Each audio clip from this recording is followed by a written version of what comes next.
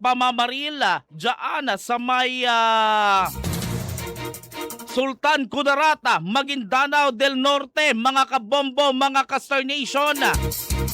Dahil kinumpirma ng station manager ng DXMS Radyo Bida NDBC na si Drema Kitayen Bravo ang pagpanaw ng kanilang radio technician na si Dennis Pido na binaril ng hindi pa nagilalang mga sospek sa kahabaan ng National Highway sa Barangay Pinaring, Sultan Kudarat, Maguindanao del Norte.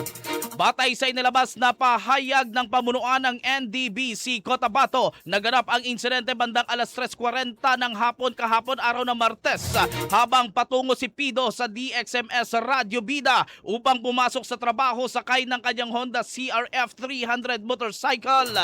Ayon sa NDBC, nagtamo si Pido ng 3 tama ng bala at kalaunan ay binawian ng buhay. Mahigit 2 dekada umanong nagsilbi si Pido bilang technician ng himpilan kung saan nakilala siya sa kanyang dedikasyon, profesionalismo at tahimik na paglilingkod sa istasyon. Sa naging pahayag ng Notre Dame Broadcasting Corporation, sinabi nitong malaking kawalan sa kanilang organisasyon ang pagkamatay ni Pido na inilarawan bilang isang maaasahang kasamahan at mahalagang bahagi ng kanilang operasyon sa loob ng maraming taon. Nagpaabot din ng pakikiramay ang pamunuan ng himpilan sa pamilya ng biktima at tiniyak ang kanilang suporta sa mga naulila. Samantala, bilang kapwa miyembro ng media industry dito sa Cotabato City, mga kabombo, ang pamunuan at buong pamilya ng 93.7 Star FM Cotabato ay taos-pusong nakikiramay sa pamilya, mga kaibigan at buong pamunuan at empleyado ng DXMS Radyo Bida NDBC sa pagpanaw ng kanilang batikang radio technician na si Dennis Pido. Kinikilala namin dito sa Bombo Radio Philippines ang kanyang mahalagang ambag sa larangan ng broadcasting bilang isang masipag at delikadong radio technician na naglingkod ng tapat sa loob ng maraming taon.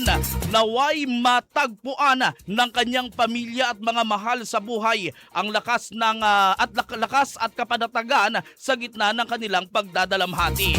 Mariin ding kinondina ng NDBC ang pamamaril at nananawagan sa Philippine National Police at iba pang kinaukulang ahensya na magsagawa ng mabilis, masinsinan at walang kinikilingang imbestigasyon upang matukoy at mapanagot ang lahat ng nasa likod ng krimen.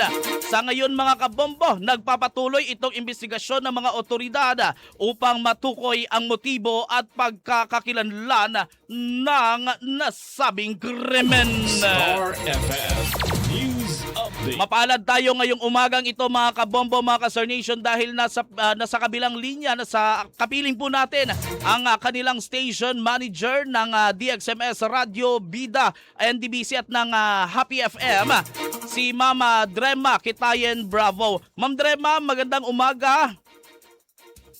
Magandang umaga, DJ Star, Dom, and Reynan. Tatawag ko ba sa iyo? Magandang umaga sa inyong lahat dyan sa Star FM Bombo Radio. Oo, Ma'am Drema, una sa lahat, nais po naming ipaabot ang aming taos-pusong pakikiramay.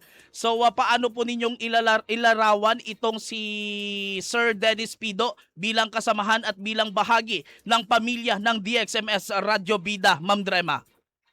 Oo. Kasamang rin, una sa lahat, lubos kaming nagdadalamhati sa pagkawala ng isa naming kasamahan. Alam mo, hindi lang siya technician isa rin siyang mabuting kaibigan at syempre mahalagang bahagi siya ng aming himpilan. And nakikiramay kami sa kanyang pamilya at panalangin namin na makabit yung hustisya dito. At pangalawa, mariin namin kinokondena yung karasang nagdulot ng kanyang pagkasawi. And umaasa kami na agad matutukoy at mapanagot sino man yung responsable sa brutal na pagpatay sa kanya, kaibigang Ray.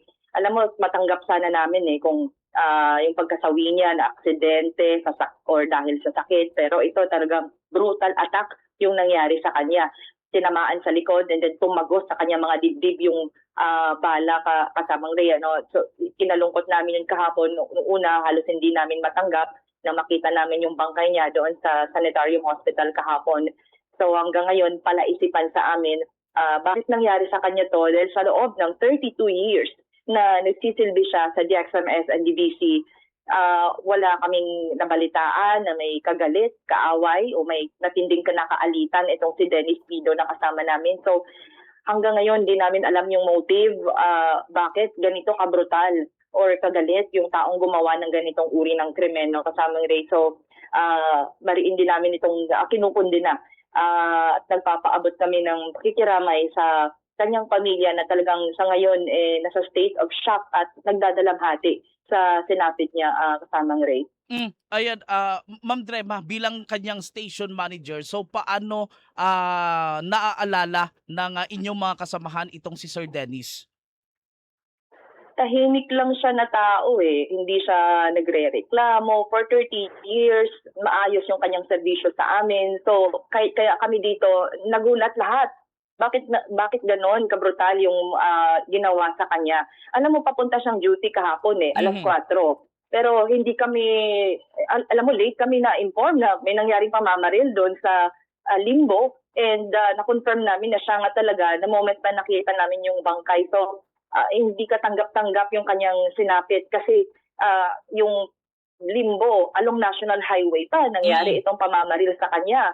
And ang daming tao that time. And broad daylight nangyari itong shooting incident na ito. So kami, bigla kaming na-shock lahat. Sino bang kaaway nito? Wala naman. Kasi kung sa istasyon lang for 30 years, wala rin siyang kasama namin na may kagalit. So hindi namin na i-consider na ito ay related sa kanyang trabaho at radio technician.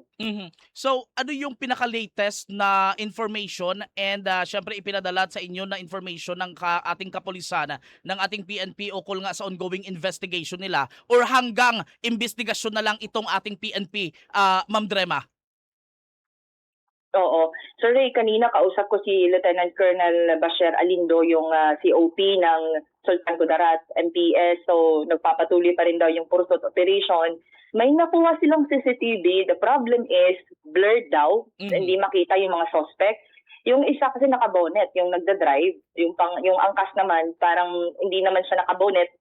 Kita yung muka. Kaya lang, hindi talaga siya nahagilap ata sa CCTV. So, subukan pa nilang mangolekta sa mga katabing establishmento. And one problem din, yung mga tao sa lugar during the incident, ang dami nakakita but takot silang magbigay ng information or makipag-ugnayan sa PNP kasi baka, yun na nga, baka mabalikan. So, medyo tahimik sila. Yung culture of silence dun sa lugar, yun yung nagpapabagal din sa usad ng investigasyon ng PNP, no, kasamang Ray.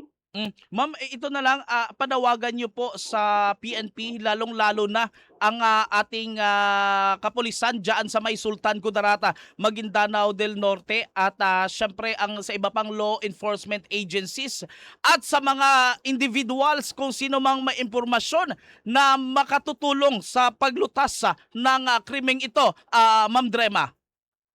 Reyes, maraming salamat sa chance na binigay mo sa akin para manawagan. Pero I believe yung PNP naman ginagawa ang lahat. Pero sana puspusan or mas palalimin pa yung investigasyon. I know today makikipag-ugnayan pa sila sa families.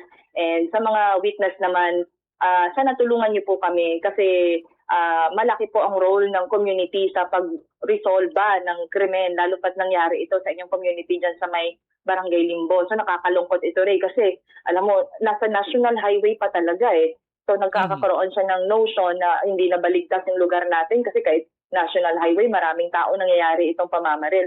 But magkaganon pa man, whatever may be the motive, the mere fact na papunta itong sa trabaho namin si Dennis Pido sa isang media company, it constitutes a direct relation of the killing to a media work. Yung pagpatay po sa manggagawa ng media, nagpapahina rin ito sa ating institusyon. Yung mga technician gaya po ni Dennis Pido, nagsisilbing isa sa mga pundasyon ng broadcast media operation, kasamang Ray, alam mo yan as manager din, no? At gaano kahusay yung mga programa at mga radio announcers, hindi ito makakarating sa publiko kung wala yung mga technician natin na nagtitiyak na maayos ng lahat ng kagamitan at transmission. Maraming salamat, Ma'am Drema Kitayin Bravo sa pagbibigay ng oras dito sa Star FM sa Bombo Radio. Maraming salamat. Mag-ingat po kayo, mabuhay po kayo at our condolences sa muli, Ma'am Drema. Maraming salamat, Ray. Ingat din kayo dyan. Star FM News. Narinig natin mga kabombo, mga ka-Star Nation, yung naging eksklusibong panayam po natin sa station manager ng DXMS Radio Bida NDBC na si Ma'am Drema Kitayan Bravo ukol nga sa nangyaring pamamaril dyan sa may Sultan Kudarat, Maguindanao del Norte. Grabe mga kabombo, mga ka-Star Nation, along National Highway nangyari ang krimen at mataas ang sikat ng araw nang mangyari itong pamamaril sa kasama nating radio technician ng nasabing himpilan ng radyo. So tama po yun mga kabombo, mga ka-Star Nation. Ito ay nagpapahina sa demokrasya ng ating lungsod, ng ating lugar kung pinapatay itong mga miyembro ng media. Hopefully mga kabombo, mga ka-Star Nation, marisolba ito, mabigyan ng hustisya ang kasama natin sa trabahong ito. Dahil nga po ay ito nga ay nagpapabalanse ng ating komunidad, itong media mga kabombo, as a vanguard of the society, as a fourth estate ng ating lugar. Kaya hopefully sa ating mga security personnel, sa ating mga uniform personnels na mabigyan ng hustisya at mabigyan ng masinsinang investigasyon, patas, tama itong kaso ng isa sa ating mga kasamahan sa industry, sa industriyang ito, sa pamamahayag mga kabombo. Although siya ay radio technician lamang mga kabombo, mga ka-Star Nation. Pero yun nga, sinabi ni Manager Bravo kanina na hindi ninyo maririnig kami. Hindi nyo maririnig ang mga announcers, ang mga reporters kung wala ang ating mga radio technicians, mga kabombo, mga ka-Star Nation.